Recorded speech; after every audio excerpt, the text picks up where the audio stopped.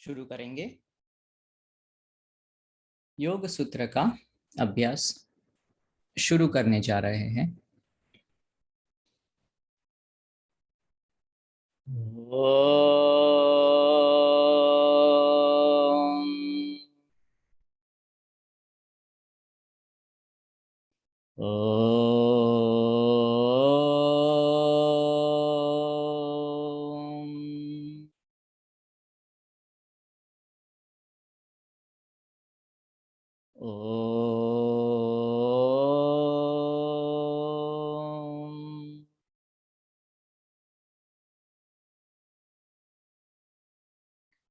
योगेन चित्तस्य पदेन वाचा मलं शरीरस्य च वैद्यकेन योपाकरोत्तं प्रवरं मुनीनां पतञ्जलिं प्राञ्जलिरानतोऽस्मि।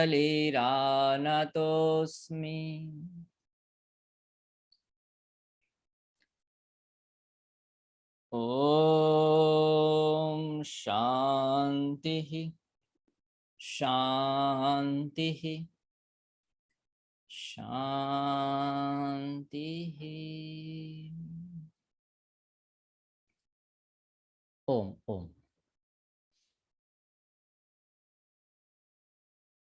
महर्षि पतंजलि के योग सूत्र। शुरुआत हमने की थी कि जो हमारा लक्ष्य है, जो ध्येय है, उसको कैसे प्राप्त किया जा सके, उसके बारे में स्पष्टता, क्लैरिटी लेने के लिए पहला चैप्टर समाधिपादः। मुझे कहाँ पहुंचना है, कैसे पहुंचना है, वहां जाकर क्या क्या प्राप्ति हो सकती है, उसका पूरा स्पष्टीकरण महर्षि पतंजलि ने हमको पहले चैप्टर में बता दिया है। चित्त को ध्यान में रखकर चित्त और उसमें होने वाली वृत्तियां, उसको ही यहाँ पर योग कहा गया है। योग के बारे में हम बहुत अलग अलग प्रकार की व्याख्याएं, अलग अलग प्रकार के रूप देखते समझते रहते हैं। तो सच में शास्त्रीय तरीके से योग क्या है, अगर वो जानना है तो महर्षि पतंजलि के पास जाना पड़ेगा। योगः चित्त वृत्ति निरोधः। चित्त की वृत्तियां शांत हो जाए, निरुद्ध हो जाए, उसको ही पतंजलि योग कहते हैं। और वही बातें हमने पहले अध्याय में योग की, चित्त की जो वृत्तियां है और वो निरुद्ध की जो अवस्थाएं है, वो प्राप्त करने के उपाय, वो भी बहुत सिंप्लीफाई वे में से बता दिया कि भाई अगर योग को प्राप्त करना है, चित्त की निरुद्धता को प्राप्त करना है, तो आप दो चीजें करो। अभ्यास वैराग्याभ्याम तन निरोधः।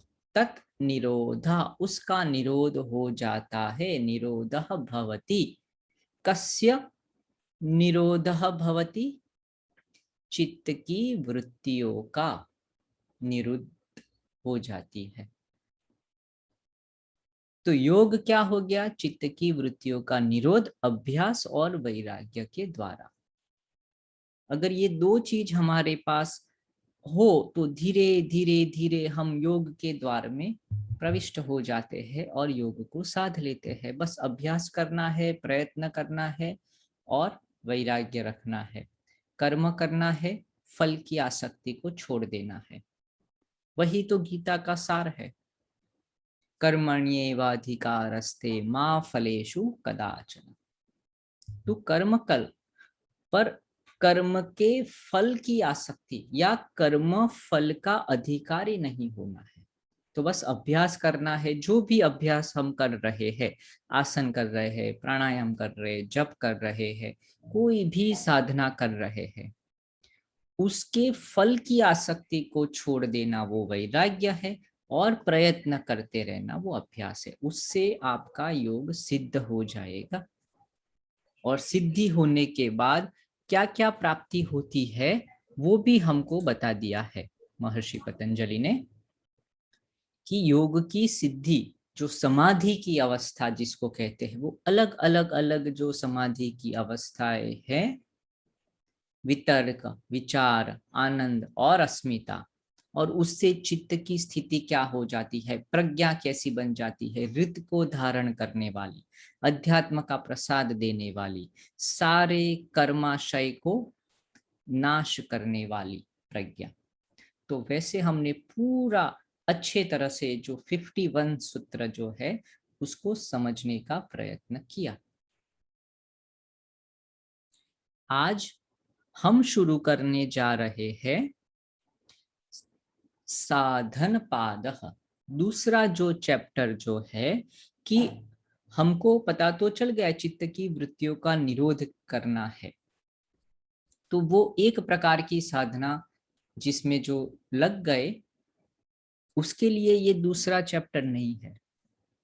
उनको पता चल गया कि भाई चित्त की वृत्तियों को निरोध करना है, और उनको अगर पता है कैसे करना है, उनके पास ऑलरेडी साधन है, जो पहले भी थोड़े बता है, प्रच्छर्दन विधारणाभ्याम वा प्राणस्य विशोका वा ज्योतिष्मति मैत्री करुणा मुदितोपेक्षाणाम, वो जो सारे साधन है वो सब बता दिए, तो उससे वो चैप्टर कंप्लीट हो गया।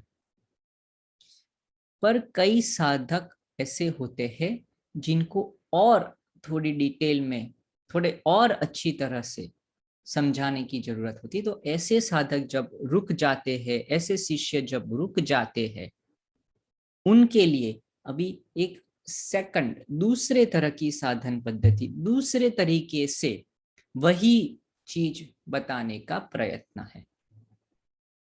जैसे कोई हमारे पास आता है कि भाई मुझे ये रास्ता नहीं पता है, तो हम उसको बता देते हैं कि भाई आप यहाँ से लेफ्ट राइट और ऐसे यहाँ से आप जा सकते हो, और वो आदमी समझ जाता है और वो वहां से निकल जाता है। कई लोगों को और डिटेलिंग चाहिए, तो उनको ड्रॉ करना पड़ता है, उसको समझाना पड़ता है, अलग अलग जो मीटिंग पॉइंट्स है, जंक्शन है, बेंचमार्क है, सब डिटेलिंग पूरा प्लानिंग करके फिर उनको दिया जाए, तब उनको संतुष्टि होती है। तो ऐसे साधक के लिए साधन पाद और डिटेलिंग बहुत क्लिस्टर क्लियर तरीके से हमको पूरी जानकारी मिल जाती है। साधन पाद की शुरुआत करते हैं।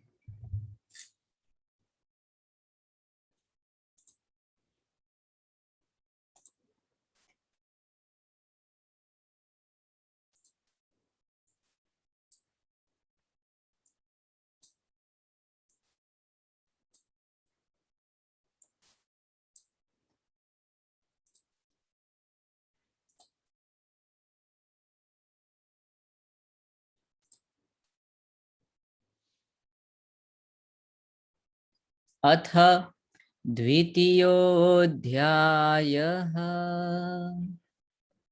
साधन पादः। जो प्रैक्टिकल टूल्स है योग को साधने के लिए, समाधि को प्राप्त करने के लिए, वो अध्याय, दूसरा अध्याय शुरू करने जा रहे हैं।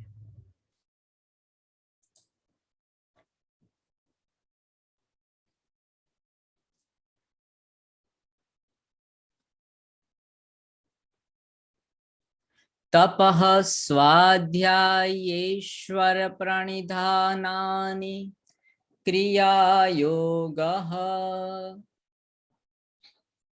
तपः स्वाध्याय ईश्वर प्रणिधानानि क्रियायोगः। तपः स्वाध्याय और ईश्वर प्रणिधान, ये तीन साधन ये जो तीन त्रिपुटी, उसको महर्षि पतंजलि नाम देते हैं कि ये क्रिया योग है, एक क्रिया करनी है, एक प्रैक्टिस करनी है। किसकी? ये तीन चीज की, तप, स्वाध्याय और ईश्वर प्रणिधान। तो जो हम अभ्यास की पहले बात करते हैं कि धीरे धीरे धीरे सतु दीर्घ काल नैरंतर्य सत्कारा सेवितो दृढ़ भूमि ही, वैसे ही यहाँ भी वही अप्लाइड होगा। धीरे धीरे तीनों चीज, तप, स्वाध्याय और ईश्वर प्रणिधान। तो इसको भी अगर देखने जाए, जैसे भगवत गीता में भगवान ने बताया है कि अलग अलग प्रकार के योग होते हैं, कर्म योग होता है, ज्ञान योग होता है, भक्ति योग होता है।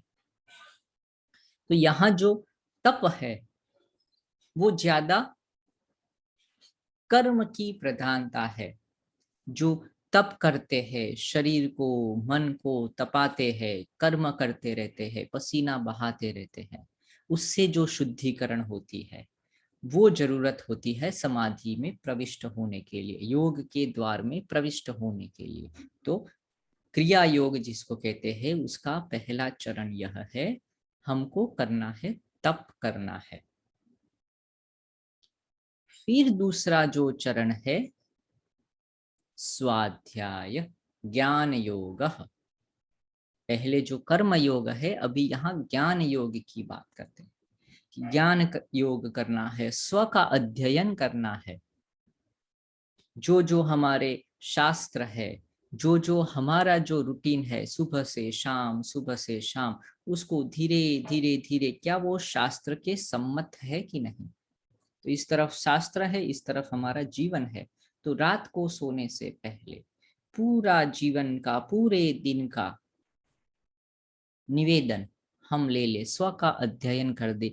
या तो हम लिख कर करें, या तो विजुअलाइज करके करें कि क्या हम जैसे हमको जीना है शास्त्र के हिसाब से, वैसे हम जी रहे हैं कि नहीं, उसको डिजाइन करें। तो ज्ञान योग का मतलब नहीं, ऐसा नहीं है कि कोई बुक पढ़ना या फिर कोई भी शास्त्रों को याद कर लेना या उसके ऊपर व्याख्यान करना। शास्त्रों को जीवन में उतार कर शास्त्रीय तरीके से जीना और बारंबार उसका अध्ययन करना। किसका? शास्त्रों का तो करना ही करना है, अपना खुद का भी स्व अध्ययन, स्वाध्याय। मेरा जीवन है वो सबसे ज्यादा इम्पोर्टेंट है, तो उसके बारे में मेरा अध्ययन होना चाहिए, उसके बारे में लिखना चाहिए, इसके बारे में सोचना चाहिए, अपने लिए समय निकालना, वो है स्वाध्याय।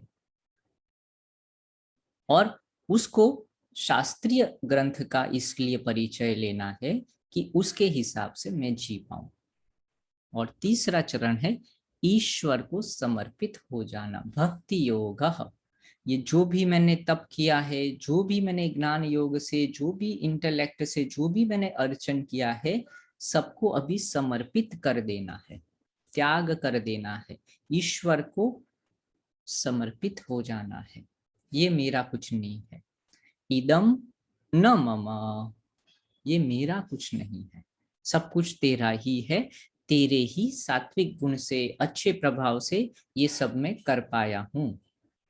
तो ऐसे तप और ज्ञान, कर्म और ज्ञान दोनों को ईश्वर को समर्पित जब कर देते हैं, अपने आप योग के, समाधि के द्वार पर हम पहुंच जाते हैं। तो तीन चीज, और तीनों को एक नया नाम दिया है क्रिया योग करके, क्योंकि अलग अलग पहले जो थे अभ्यास वैराग्य की बात की थी, तो वो एक अलग प्रकार का योग था। यहाँ महर्षि पतंजलि इसको क्रिया योग के नाम से जानते हैं। पर इसमें तीन चीज आती है, तप, स्वाध्याय और ईश्वर प्रणिधान। तो प्रश्न उठेगा कि क्यों करना है क्रिया योग। जैसे पहले भी भाई योग करने से क्या होगा, समाधि होने से क्या होगा, तो ऐसे कोई प्रश्न पूछेंगे। तो क्रिया योग करने से क्या होगा, या किसको क्रिया योग करना चाहिए, पर्पस क्या है। तो दो पर्पस है। समाधि भावनार्थः क्लेशतनु करणार्थश्च समाधि भावनार्थः, जो समाधि के भाव, जिसको समाधि को प्राप्त करनी है, ऐसे लोगों के लिए ये क्रिया योग है। और क्लेश तनु करणार्थश्च, जिसको ये समाधि के मार्ग में, जैसे वहां पर भी हमको अंतराय मिले थे व्याधि स्त्यान संशय करके, ऐसे ही यहाँ भी अलग तरीके से जब हम जाते हैं ये दूसरे चैप्टर से क्रिया योग के रास्ते से, तो वहां भी आपको कुछ अड़चने आएगी। इसको यहाँ कहते हैं क्लेशाः। तो मेरे रास्ते में जो जो विघ्न है, जो जो अंतराय है, उसको तनु करने के लिए, उसको कम करने के लिए मुझे क्रिया योग करना है, तप स्वाध्याय और ईश्वर प्रणिधान करना है। तो समाधि को प्राप्त करना है और समाधि के रास्ते में जो जो बाधाएं आने वाली है उसको कम करने के लिए मुझे क्रिया योग करना है।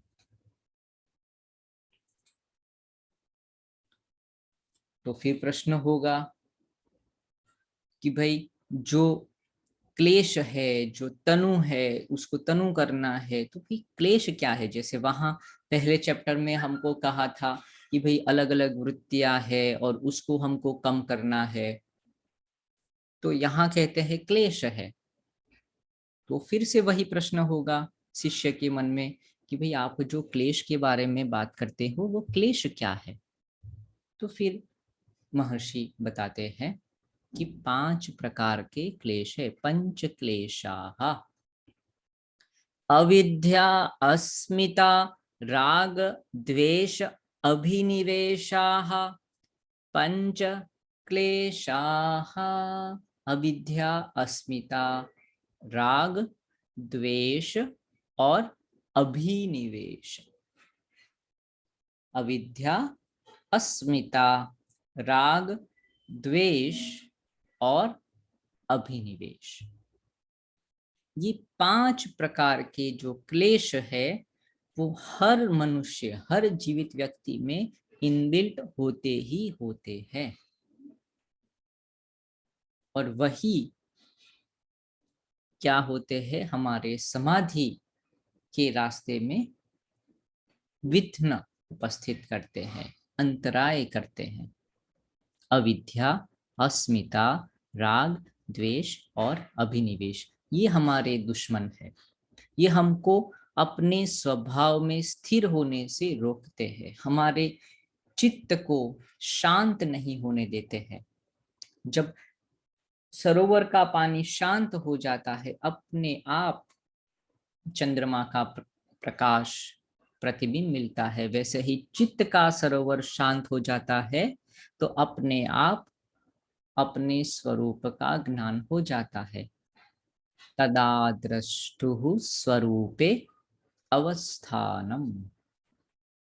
तो ये 5 क्लेश है। तो फिर प्रश्न उठेगा, ये एक एक क्लेश के बारे में समझाओ। जैसे वहां एक एक वृत्ति के बारे में हमको समझाया था।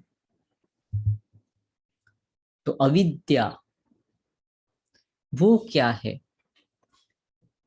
तो कहते हैं अविद्या क्षेत्रमुत्तरेषां प्रसुप्त तनु विच्छिन्नोदाराणाम्। अविद्या क्षेत्रम उत्तरेषां प्रसुप्त तनु विच्छिन्न उदाराणाम। अविद्या जो है वो क्षेत्रम है, वो मूल कारण है। किसका मूल कारण है? अविद्या क्षेत्रम उत्तरेषाम, पहले जो कहे हैं वो, जो दूसरे जो 4 अस्मिता, राग, द्वेष और अभिनिवेश, ये 4 जो क्लेश है उसकी भी जननी अगर कोई है, उसका भी कोई कारण है, तो वो अविद्या है।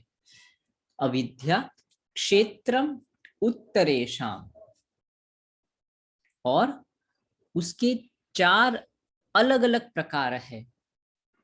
अविद्या के कैटेगरी अलग अलग अलग है। कौन कौन सी है? प्रसुप्त, तनु, विच्छिन्न और उदार। प्रसुप्त, तनु, विच्छिन्न, उदार। जैसे क्षेत्रम मतलब खेत में हम देखते हैं तो अलग अलग प्रकार के घास लग गए होते हैं, जिसको हमको निकालना होता है, जो हमारे पाक को नुकसान करते हैं। तो वो अलग अलग अलग जो ये क्लेश है वो पूरे खेत में बस गए हैं। और ये जो अलग अलग अलग जो घास है वो 4 प्रकार के हैं। एक क्या है? प्रसुप्त है, मतलब सुषुप्त अवस्था में है, दिखाई नहीं देता है, वो धरती के अंदर है, बाहर नहीं दिखता है। पर जब भी उसको समय मिलेगा वो बाहर फूट जाएगा, मूल है उसके। ऐसे कोई घास रहते हैं, ऐसी कुछ क्लेश अविद्या के ऐसे जो क्लेश होते हैं जो बाहर नहीं दिखाई देते पर वो सुषुप्त होते हैं। प्रसुप्त। तनु, तनु मतलब छोटा, बहुत ही छोटा, जमीन से थोड़ा ही ऊपर, बस आपको दिखे इतना ही, लगे कि हाँ थोड़ा घास ऊपर आ गया।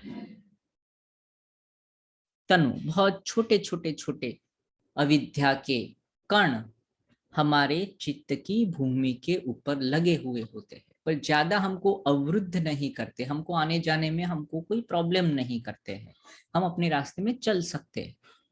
तो ऐसे चित्त की भूमि के ऊपर अविद्या के जो छोटे छोटे फुटप्रिंट्स है वो कहते हैं तनु। तीसरे प्रकार के जो है वो कहते हैं विच्छिन्न। मतलब विच्छिन्न मतलब छुपे हुए, किसी और के सहारे में, किसी के पीछे छुप गए हैं, बड़े हैं पर दिखाई नहीं देते हैं, डायरेक्टली उसको आइडेंटिफाई नहीं कर सकते हैं। और जो लास्ट में जो है जिसका सहारा लेकर ये घास छुप गए हैं वो है उदार, बहुत बड़े बड़े जंगल जैसे हो गए हैं ये क्लेश, इतने आप सोच नहीं सकते, उतना पूरा भर गया है चित्त का पूरा क्षेत्र। और उसके पीछे जो उससे जो थोड़े कम है, छोटे है, वो है हमारे विच्छिन्न। विच्छिन्न हो गए मतलब थोड़े दब गए हैं, किसके कारण? जो बड़े उदार है उसके कारण। जैसे हमारे लिए अलग अलग प्रकार के कोई भी राग है, द्वेष है, क्रोध है, अलग अलग प्रकार के जो इमोशंस होते हैं, कई बार क्या होता है एक इमोशंस दूसरे इमोशन से दब जाता है। तो अगर हम खाने के लिए बैठे हैं, बहुत ही अच्छी चीज हमारे सामने है, हमको जो भी अच्छी लगती है, कोई पिज्जा है, बर्गर है, लड्डू है, बर्फी है, जो भी चीज है, और वो देख कर हम राग से मोहित होकर वहां बैठ के आनंद से राग के स्वाद उसका भोजन कर रहे हैं।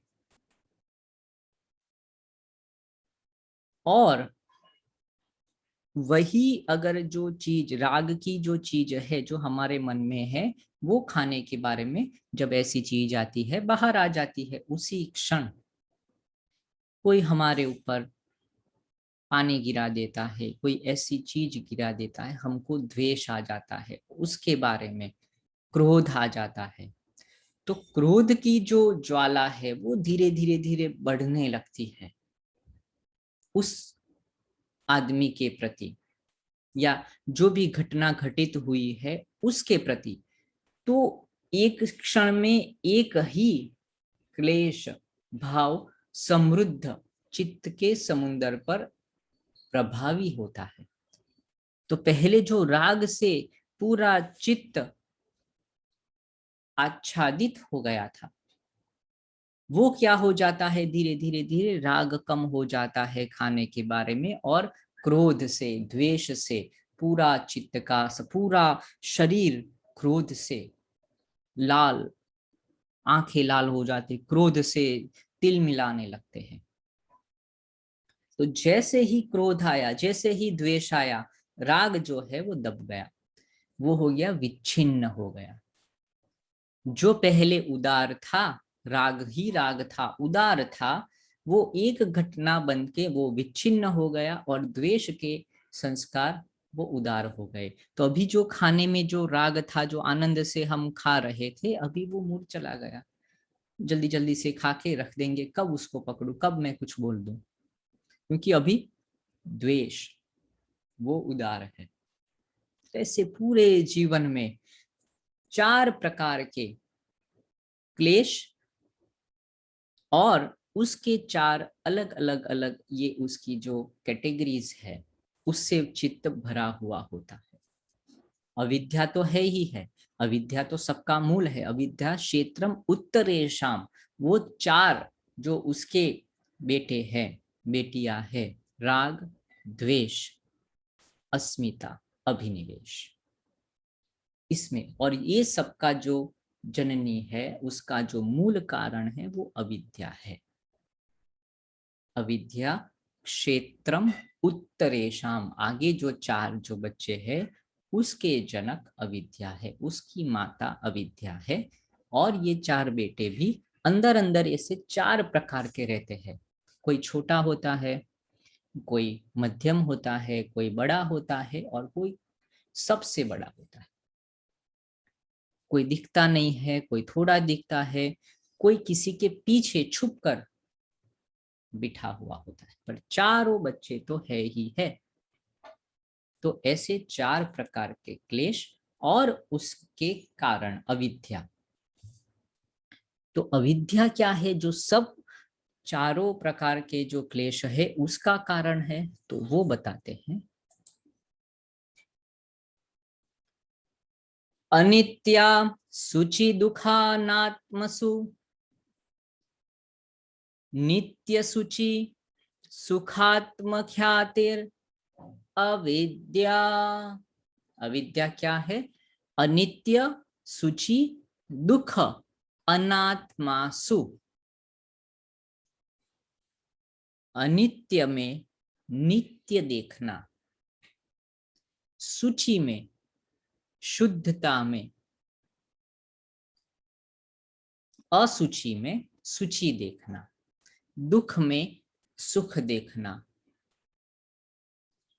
और अनात्मा में आत्मा देख लेना, वही अविद्या है, वही भ्रांति है। जो नहीं है, जो गलत है, उसको हम सच मान लेते हैं।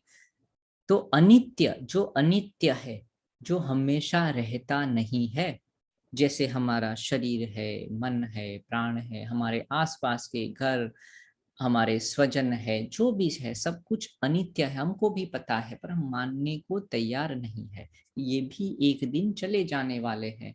तो उस पे हम ऐसे हक करके बैठ जाते हैं, ऐसे अधिकार जमा कर बैठ जाते हैं, जैसे सालों सालों तक, हजारों सालों तक हम वहीं पे रहने वाले हैं। आज है कल नहीं है, आज है कल नहीं है, ये जीवन का सत्य है। वो हम नहीं समझ पाते। क्यों? अविद्या के कारण। अविद्या क्या करवाती है? अविद्या के कारण हमको ऐसी चित्त में भ्रांति पैदा हो जाती है कि अनित्य चीज को हम नित्य ही मान लेते हैं। जब युधिष्ठिर को महाभारत में यक्ष ने यही प्रश्न पूछा था कि सबसे बड़ा आश्चर्य क्या है पूरे ब्रह्मांड में, पूरे लोक में, कौन सा आश्चर्य आपको दिखाई देता है?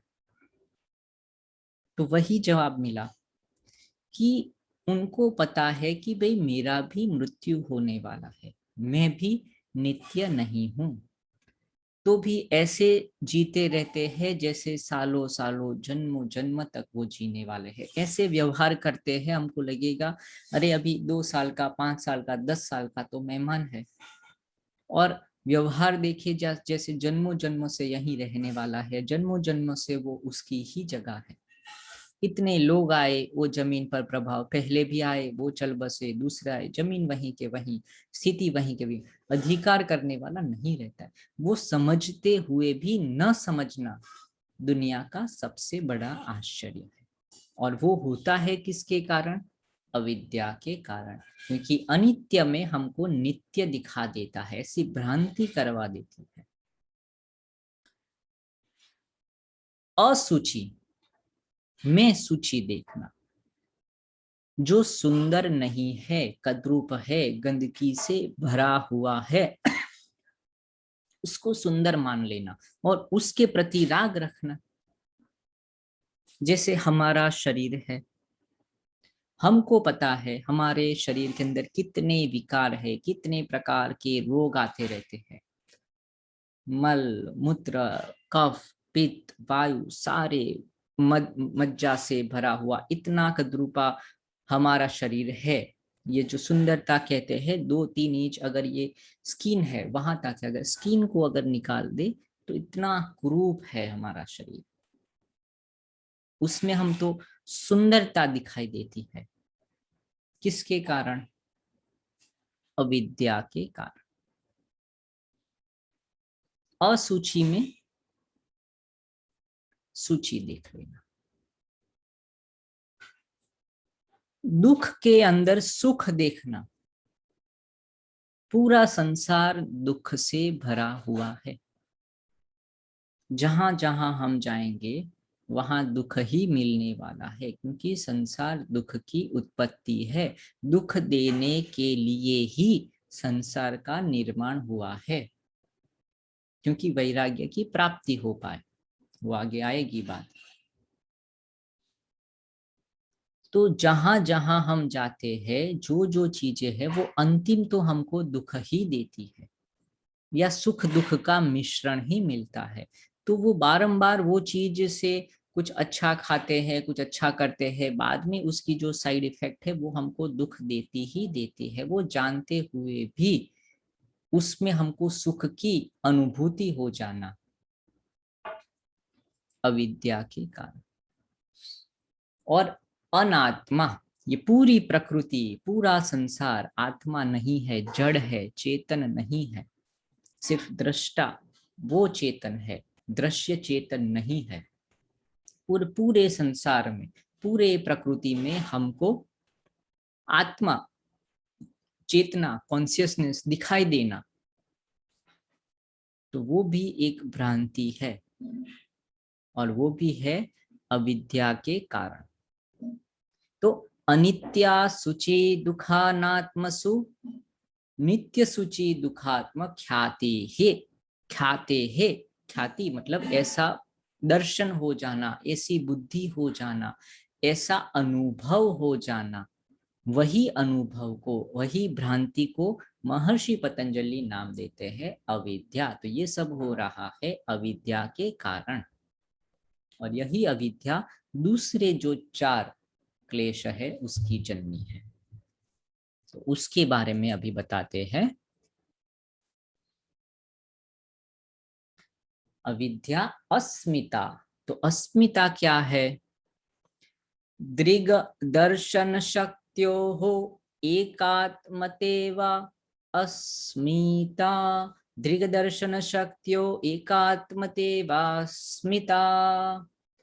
दृग शक्ति और दर्शन शक्ति दोनों को एक जैसा मान लेना, या दोनों एक ही हो गए हैं। दृष्टा और दृश्य दोनों एक ही हो गए हैं। ऐसी जो भ्रांति हो जाती है वो भ्रांति को कहते हैं अस्मिता।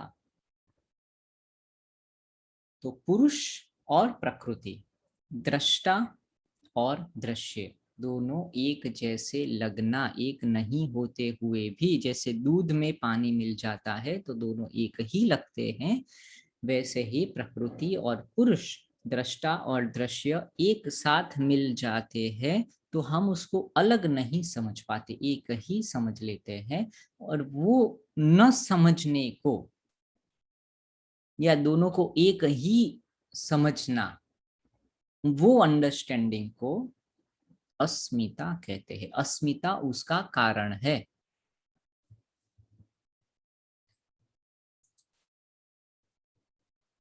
अभी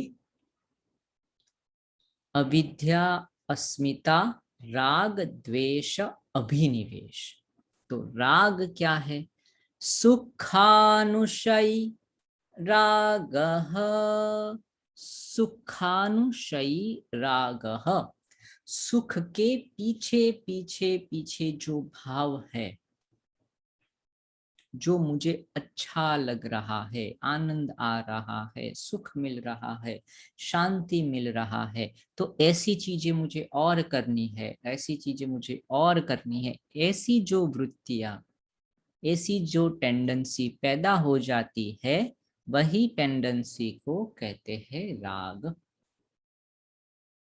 कि मुझे अभी आज खाना खाया, मुझे अच्छा लगा, कल खाया फिर से अच्छा लगा, तो वही सेम खाना बारंबार खाने की मुझे इच्छा होने लगी। ये मुझे चाहिए ही चाहिए, वो मुझे चाहिए ही चाहिए, ऐसा जब होने लगता है तो वो मेंटालिटी को, वो टेंडेंसी को महर्षि पतंजलि कहते हैं आपको अभी राग हो गया, अफेक्शन हो गया।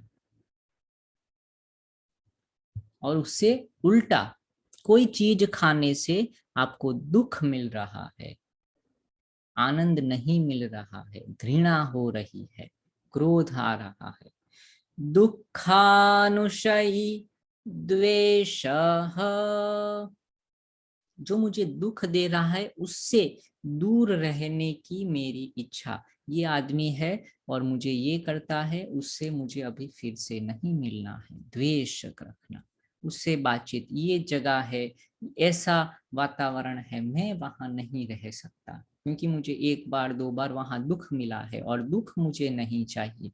तो दुख के प्रति, पीड़ा के प्रति अस्वीकार का भाव, स्वीकार नहीं करना, पीड़ा नहीं, आनंद है तो दे दो, पीड़ा नहीं चाहिए, ये चाहिए और ये नहीं चाहिए। ऐसे जब द्वैत में चित्त बट जाता है, राग और द्वेष।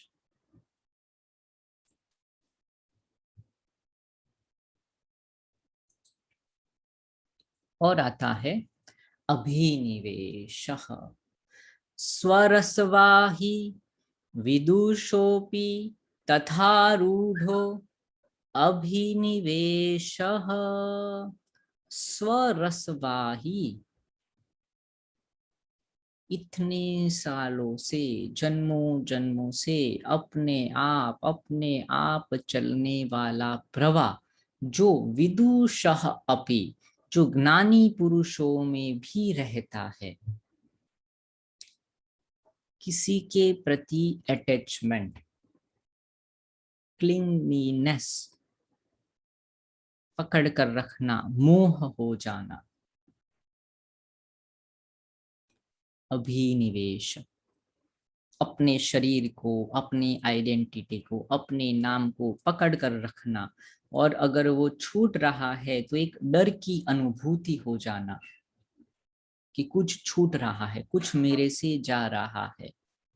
और सबसे बड़ा जो डर है वो मृत्यु का डर। मृत्यु जब आती है तो धीरे धीरे सब कुछ अंधेरा, सब कुछ धीरे धीरे जा रहा है, परिवार, अपना घर, जो भी मैंने पकड़ कर रखा था, जो जो चीज मैंने एक्यूमुलेट कर कर रखी थी, सब धीरे धीरे जा रही है। तो उसको पकड़ने के लिए मेरा भागना, कूदना, रोना, संताप करना, वो सब आ जाता है अभिनिवेश।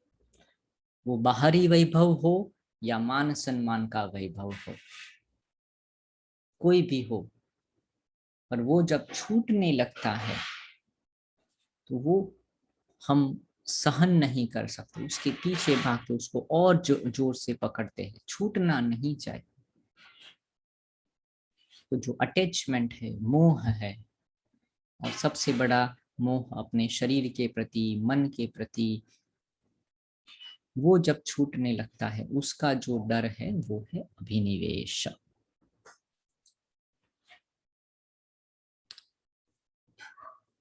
ते प्रतिप्रसव हेयाः सूक्ष्माः। तो ये सारे क्लेश जो अविद्या और उससे होने वाले दूसरे 4 ऐसे 5 जो क्लेश है वो प्रतिप्रसव उसके कारण में लीन होने के लिए प्रयत्न करना चाहिए। जैसे 4 है तो उसको अविद्या में, और अविद्या को उसके कारण में, प्रतिप्रसव पीछे जाना है उसके कारण में, कारण को दूर करना है और उसको थोड़ा सूक्ष्म करना है। अगर कारण में ना जा पाए तो छोटा छोटा तनु करो, सूक्ष्म करने का प्रयत्न करना चाहिए, क्योंकि अगर ये सूक्ष्म नहीं होंगे, छोटे नहीं होंगे, तो हमारी जो यात्रा है अध्यात्म की ओर, योग की ओर, समाधि की ओर, वो रुक जाती है, ये अवरुद्ध के कारण। तो ये अवरोध को छोटे करने चाहिए। जैसे चलते हैं तो बीच में घास आते हैं, पेड़ पौधे वगैरह जो हमारे रास्ते को अवरुद्ध करते, तो उसको छोटा करके हमें अपना रास्ता बना लेना है। ये 5 प्रकार के क्लेश को अपने प्रतिप्रसव में, उसके कारण में विलीन करना है, या तो फिर उसको छोटा कर देना है। अभी कैसे छोटा करना है, कैसे उसको कारण को ढूंढ निकालना है, वो सब हम कल बात करेंगे। पर आज की बात है क्रिया योग की, एक नई योग की पद्धति समाधि को प्राप्त करने के लिए, और क्लेश तनु करणार्थश्च, जो क्लेश है 5 क्लेश है उसको छोटा करने के लिए तप, स्वाध्याय और ईश्वर प्रणिधान। यहां तक हम रखते हैं आज। कोई प्रश्न है तो पूछ सकते हैं।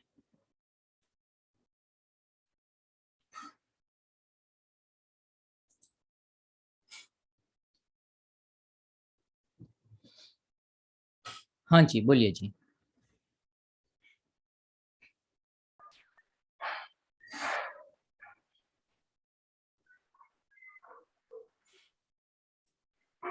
બોલો બોલો મયંક જી।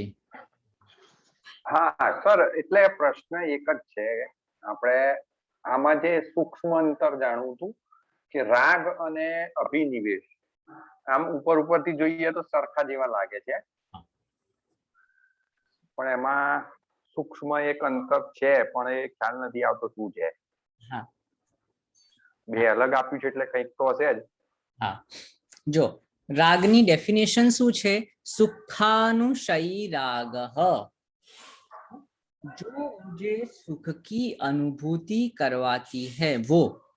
એ ठीक है। પછી વ્યક્તિ હોય, પરિસ્થિતિ હોય કે કઈ બી હોય, કે हाँ વ્યક્તિ, પરિસ્થિતિ કે પદાર્થ કઈ પણ હોય, जी जी जी, એટલે बराबर। એની સાથે જે એટેચમેન્ટ છે, એફેક્શન, એને રાગ કહેવાય। हाँ પછી અભિનિવેશમાં બી આપણને એવું નહીં થાય કે સંબંધીઓ ને ઘરવાળા ને એવું બધું, એ બી એટેચમેન્ટ જ જેવું થયું ને। हाँ हाँ, तो उसमें एमा एमा शू थाय छे? स्वरसवाही विदुषोपी तथा आरूढ़, उसमें आरूढ़ हो जाना। ठीक है। तो उसके अंदर क्या हो जाता है कि हमारे जो मृत्यु जो है वो ना हो। तो अगर हम देखने जाए तो एक्चुअली उसमें डर का प्रभाव है। तो ज्यादा अगर देखने जाए तो द्वेष जैसा है कि ऐसी चीज ना हो मेरे साथ, मेरा कभी भी मृत्यु ना हो, मेरा कभी भी डिटैचमेंट ना हो। तो अगर एक जैसा लगता भी है तो वो द्वेष और अभिनिवेश, उसको हम साथ में रख सकते हैं थोड़ा। ओके। इसमें क्या हो रहा है, हम कह मुझे नहीं चाहिए, मुझे नहीं चाहिए, ये छूटे तो मुझे ये नहीं अच्छा लग रहा है। क्योंकि जब मृत्यु आती है, अभिनिवेश का मतलब है मृत्यु और कुछ भी नहीं है, सबसे बड़ा। तो हाँ, તો આપણે એમ કહેવાય જે પેલી પશ્ચિમી જગત જેને સેલ્ફ એસ્ટીમ કે છે, એ સેલ્ફ એસ્ટીમ અભિનિવેશ જેવું કહેવાય એમ। हाँ, सेल्फ एस्टीम એટલે આપણે અભિમાન અથવા આપણે પોતાની જાતને શું સમજીએ છીએ, हम अपने आप को जो समझते हैं, हमारी जो आइडेंटिटी है, जो मूल आइडेंटिटी है, जैसे आपका नाम है, आपका जो जॉब का टाइटल है, जैसे लोग वो सब धीरे धीरे निकल रहा है। जैसे नींद में क्या होता है, धीरे धीरे आपसे वो छूट जा रहा है और वो आप एक्सेप्ट नहीं कर पाते हो। वो जो भाव है, जो डर का भाव है, अरे ये भी छूट गया, ये भी चला गया, ये भी चला गया, अब क्या होगा, अब क्या हो गया, तो हम धीरे धीरे संकुचित होने लगते हैं, छोटे होने लगते हैं, छोटे होने लगते हैं, क्योंकि हम जो बड़ा दिखते थे, वो कैसे हम अपने आप को बड़ा दिखाते थे कि मेरे पास इतनी गाड़ियां है, इतने बंगले हैं, इतने ये है। अभी सब धीरे धीरे धीरे जब ले लेते हैं या चला जाता है, तो हम अपने आप को संकुचित समझने लगते हैं। और जब मृत्यु, जो अल्टीमेट जो ट्रूथ है, जब हमारे साथ कुछ भी नहीं रहता है, तो वो जो डर है, मृत्यु का जो डर है, जो बड़े बड़े ज्ञानियों में मृत्यु के समय पर अनुभव किया गया है, कितने भी बड़े कि भाई मैं आत्मा हूं, मैं ये हूं, वो है, अगर जब इसके ऊपर ऑपरेशन करते हैं या कोई दूसरी चीजें, तो वो डर जाते रहे, क्या हो रहा है, क्या हो रहा है। तो वो जो डर की जो भावना है, मृत्यु की जो भावना है, उसका जो अनुभव है, वो अभिनिवेश है। તો સર આમ એવું કહેવાય કે જે બહુ જ મહાન લોકો થઈ ગયા હોય, જેમ કે કોઈ વિદ્વાન થઈ ગયા હોય અથવા તો બહુ જ શ્રીમંત લોકો હોય, એમને શું હોય કે જીવનના બધા ભૌતિક ઉપભોગો મેળવી લીધા હોય એટલે એમ રાગ જેવું એમનામાં થોડું ઓછું હોય, પણ એમને શું હોય કે આમ નામનું પેલું હોય કે મારું નામ બગડી જશે, તું આમ કોઈકને બી મળે તો એનું બહુ ખ્યાલ રાખે એમ કે મારા નામને ભવિષ્યમાં ડિટીરિયોટ કરે એવી વ્યક્તિ સાથે બેસવું નહીં, ઉઠક બેઠક ના કરું, એવો બધો ખ્યાલ રાખતા હોય એમ.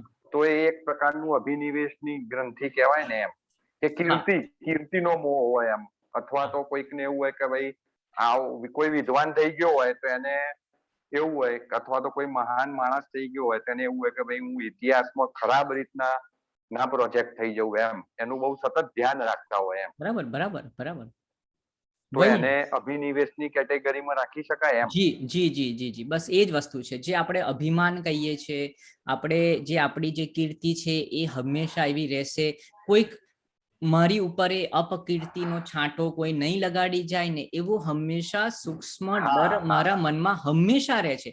જેટલો હું ઉપર ચડું છું એટલું ગ્રેવિટેશનલ ફોર્સ મને નીચે ખેંચ્યા જ કરતું હોય છે, અને એ અનુભૂતિને જ અભિનિવેશ કહેવામાં આવે છે.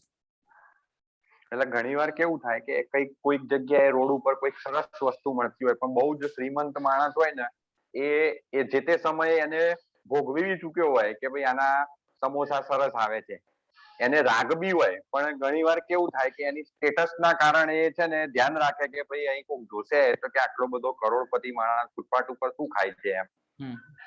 તો એવી એક ગ્રંથિ બી એ વખતે રાગ છે ને સપ્રેસ થઈ જાય, એને ગમતું હોવા છતાં બી એ છે ને એને એ એવોઇડ કરીને કીર્તિનું વધારે ધ્યાન રાખે, સ્ટેટસનું.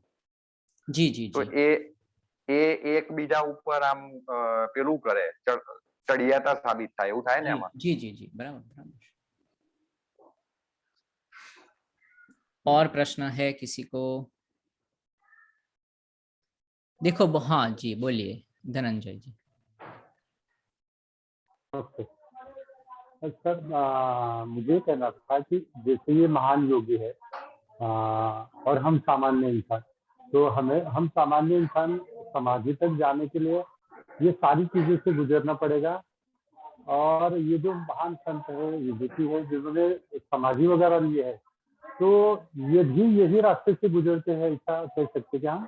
हाँ जी जी जी, हाँ, जैसे बात हुई थी ना, जैसे अर्जुन को भी यही प्रश्न होता है कि हम इसको कहते हैं योग भ्रष्ट कहते हैं, योग में नीचे गिर गए, थोड़ी एक जगह पर पहुंच गए फिर नीचे, तो उनकी उन्नति होती है, वहीं से हो जाती है, शुरुआत हो जाती है, और ऐसी जब ध्यान में या ऐसी जगह चलते हैं तो हमसे आगे निकल जाते हैं, उसमें कोई बड़ी बात भी नहीं है ना।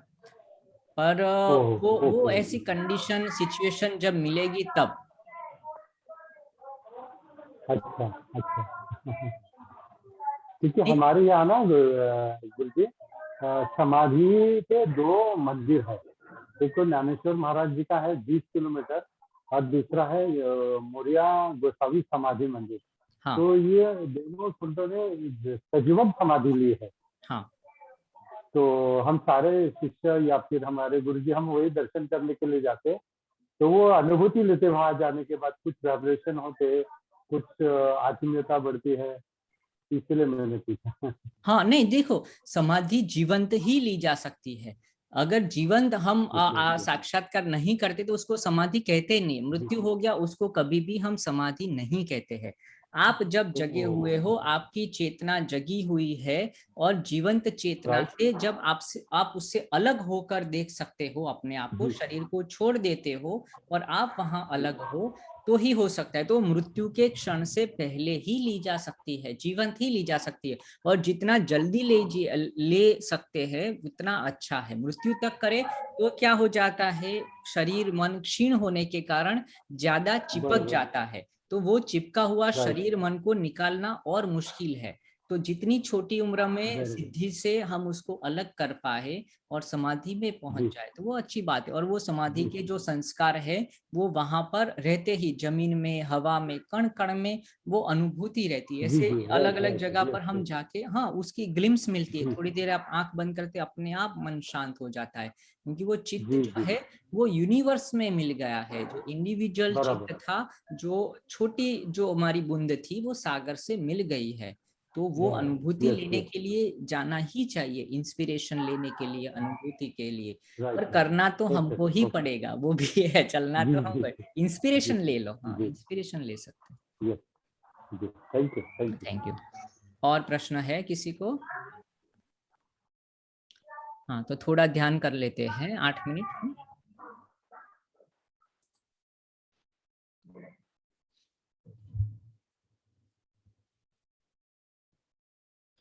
पूरा शरीर शांत, आंखें बंद।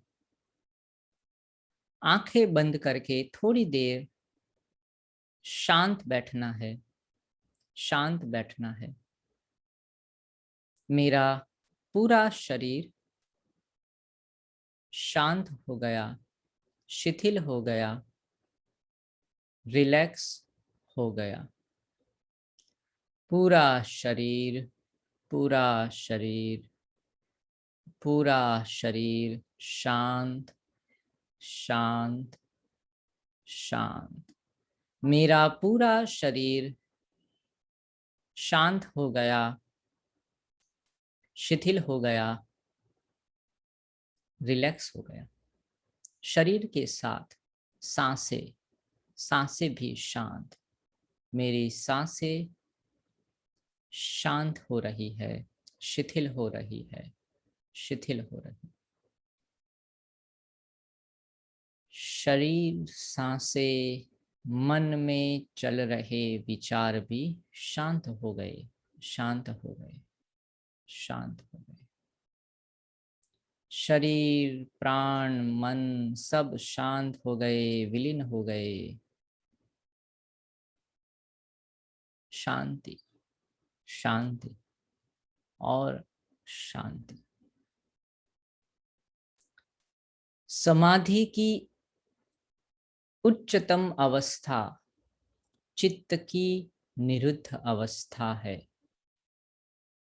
वो प्राप्त करने के लिए आज मैंने क्रिया योग के नाम से 3 साधन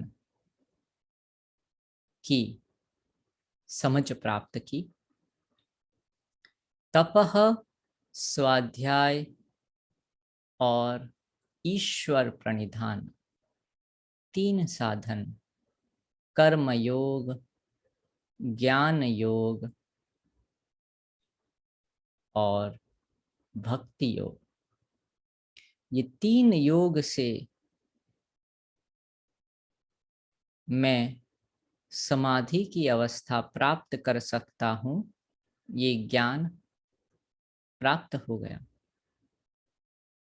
तप, स्वाध्याय, ईश्वर प्रणिधानानि क्रियायोगः समाधि भावनार्थः क्लेश तनुकरणार्थश्च। समाधि के लिए और 5 क्लेश को तनु करने के लिए।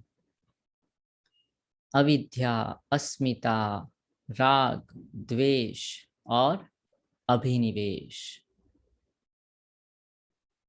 ये 5 क्लेश मेरे समाधि की अवस्था को प्राप्त करने में बाधक है उसको तनु करना है, सूक्ष्म करना है।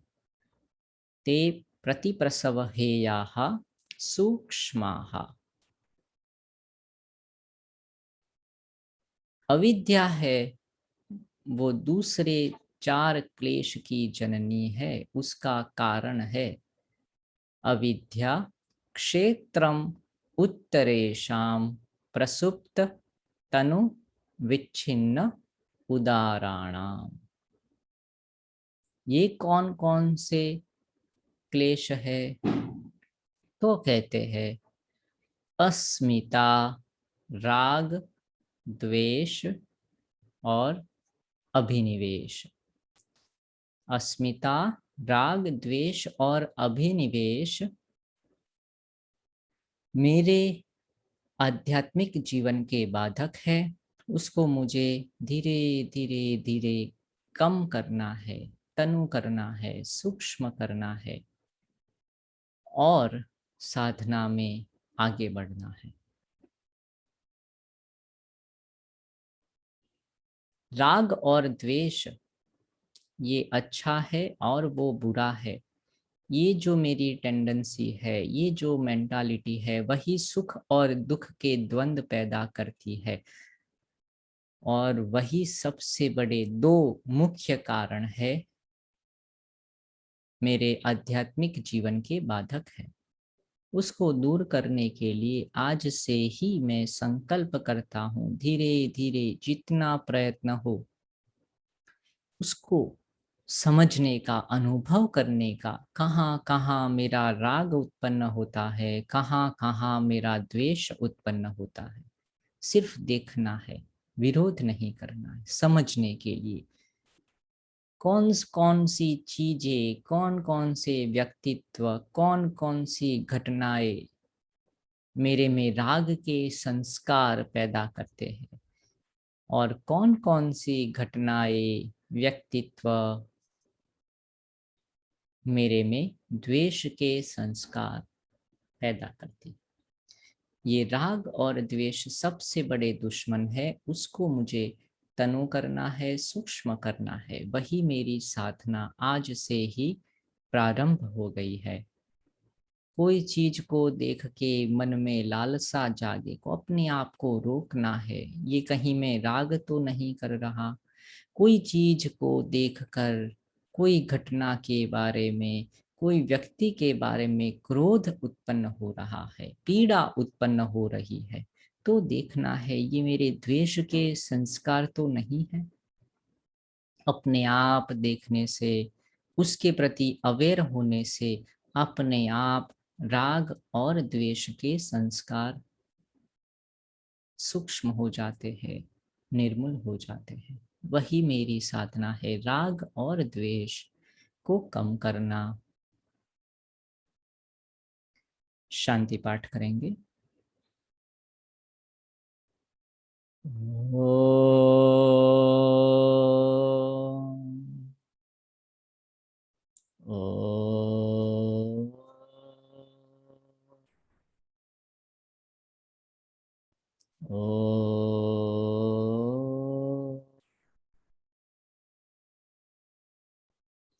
असतो मा सद्गमय तमसो मा ज्योतिर्गमय मृत्योर्मामृतं गमय। ॐ सहना भवतु सहनौ भुनक्तु सह वीर्यं करवावहै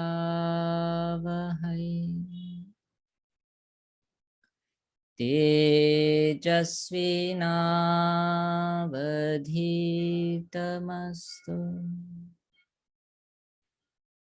मा विद्विषावहै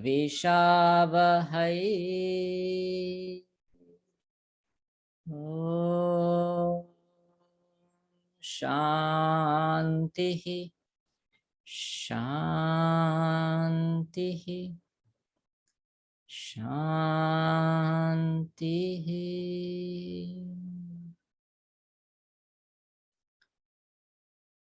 ओम ओम ओम। सबका धन्यवाद। शुभ रात्रि।